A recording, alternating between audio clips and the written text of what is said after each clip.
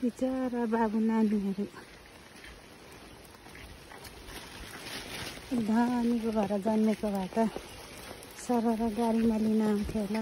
एक घन्टा टाढा स्कुल आछन्। कतिमा पढ्ने बाबु? कतिमा? झोला गर्नु भएको छ? भएको छैन। किन मम्मीहरूले छोड्न नआएको र?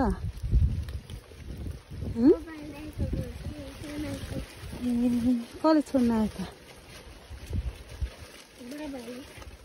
अनि किन यता छोड्न नआएको त?